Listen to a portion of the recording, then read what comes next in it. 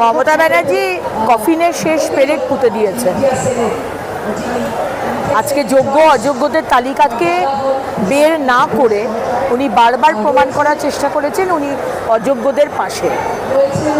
অযোগ্যদের তালিকা যদি বেরিয়ে যায় তাহলে লক্ষ লক্ষ টাকার যে ঘুষ ওনার পার্টি নিয়েছে সেগুলো তো এক্সপোজ হয়ে যাবে। তাই জন্য উনি প্রথম দিন থেকে তাদেরকে আড়াল করার চেষ্টা করেছেন। আর যার ভুক্তভোগী হচ্ছে আমাদের যোগ্য শিক্ষক শিক্ষিকা। আর তারা 7 ঘন্টা ওয়েট করেছিল, সেদিনকে 7 ঘন্টা ওয়েট করেছিল মুখ্যমন্ত্রী আসবেন, ব্রাত্য বসু আসবেন, আমরা কথা বলবো, কিন্তু ওনারা আসেন। মেদিনীপুরকে শালবনীতে ইনভেশন যেদিন করতে গেছিলেন সেদিকে উনি বলেছিলেন আমি 1 মিনিটের মধ্যে সবকিছু ঠিক করে দেবো। ঠিক করতে এলেন না কেন? আজকে 7 ঘন্টা আপনাকে সময় দেওয়া হয়েছিল, আপনি আসেননি, কারণ আপনি এই সমস্যার সমাধান করতে চান না। ভারতীয় জনতা পার্টি এই শিক্ষক শিক্ষিকার পাশে আছে। আর কয়েকটা মাস আমাদের সরকার এলে আমরাই এই সমস্যার সমাধান করব। আমরা ভেবেছিলাম না যে কত কথা হচ্ছিল মাঝখানে, ইন্দিরা গান্ধী মোদিজির সাথে কম্প্যারিজন। মাননীয় প্রধানমন্ত্রী নরেন্দ্র মোদিজির ভারত, শক্তিশালী ভারত।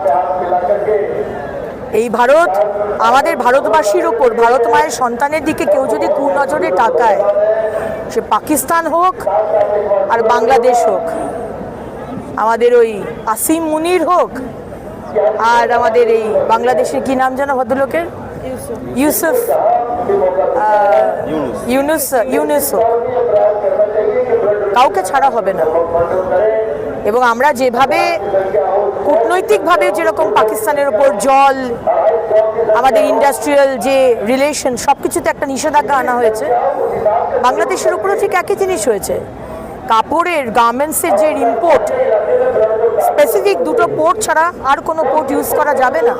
মুখ্যমন্ত্রী পুলিশকে দিয়ে, শিশু সুরক্ষা কমিশনকে দিয়ে, আমাদের শিশু কল্যাণ, মহিলা কল্যাণ মন্ত্রীকে দিয়ে অনেক রকমভাবে কেস দেওয়ার চেষ্টা করবে, কারণ এটা তো ওনার পছন্দ হচ্ছে না।